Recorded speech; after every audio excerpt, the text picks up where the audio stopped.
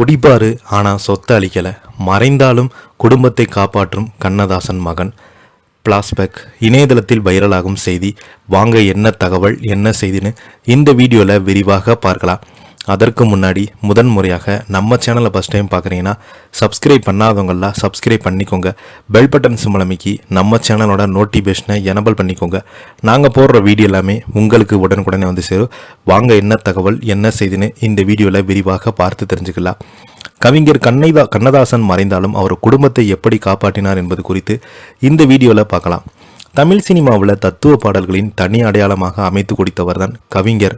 முதன்மையான கவிஞர் கண்ணதாசன் மனித வாழ்க்கையின் ஏற்றத்தாழ்வு, காதல் உணர்வு, மனவழிகள், உறவுகளின் நுணுக்கங்கள் என பல்வேறு அனுபவங்களை எளிமையான சொற்களில் ஆழமாக வெளிப்படுத்தினார்.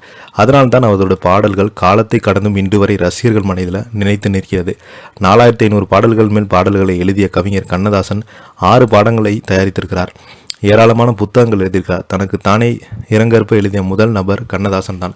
1950களில் தொடங்கி 1970களில் இறுதி வரை தமிழ் சினிமாவில் கண்ணதாசன் எழுதிய பாடல்கள் ஒரு புதிய உயரத்தை தொட்டது. குறிப்பாக MS விஸ்வநாதனுடன் இணைந்த தருணங்கள் இசை வரலாற்றில் பொற்காலமாக பார்க்கப்படுது. கவிஞர் கண்ணதாசன் குடித்தே சொத்து அளித்தார் என்று சொல்வதெல்லாம் பொய் என்று அவரது மகன் அண்ணாதுரை கூறியிருக்கிறார். பிரபல யூடியூப் சேனல்கிட்ட பேசியது. அடிக்கடி சொல்லுவாங்க கண்ணதாசன் குடித்து சொத்து அளித்துட்டார் என்று. என் அப்பா ஒரு நாள் வருமானம் குறைந்தபட்சம் 7500 10,000 வரை இருக்கும். அவர் பீட்டர் ஸ்காட் என்றும் ஒரு மதுபானம் குடிப்பார். அதன் அன்றைய விலை 60 ரூபா. ஒரு நாளைக்கு ஒரு பாட்டில் வாங்கினால் பாதி அப்பா குடிப்பார், மீதிய உதவியாளருக்கு கொடுத்து விடுவார். 1000 ரூபாய் சம்பளம் வாங்கியவர் தனக்கு என்று செலவழித்து வேறு 60 ரூபாய் தான். அது எப்படி சொத்தை அளித்துட்டார் என்று பேசுவாங்க. எல்லோருமே கண்ணதாசன் குடும்பத்தை கஷ்டத்தில் விட்டுட்டாங்கன்னு சொல்கிறாங்க.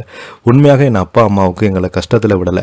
நான் இருக்கும் வீடு கூட அவர்கள் சொத்து தான். நான் சம்பாதித்தது கிடையாது. எல்லோரையுமே செட்டில் பண்ணிட்டு தான் சென்றார். என் அப்பாவும் அம்மாவுக்கும் யாரையுமே கஷ்டத்தை விடலை என்று அவர் அந்த பேட்டியில் குறிப்பிட்டிருந்தாங்க. இது மாதிரி நிறைய யூடியூப் சேனல்கள் வதந்தியாக பரப்பாங்க. இனிமேலும் இந்த மாதிரி செய்திகளை பரப்ப வேண்டாம் என்று கண்ணதாசனுடைய மகன் அந்த பேட்டியின் மூலமாக தெரிவிச்சிருக்கிறாரு. இதை பற்றி நீங்கள் என்ன கீழே உள்ள கமெண்ட் பாக்ஸில் மறக்காமல் பதிவிடுங்க.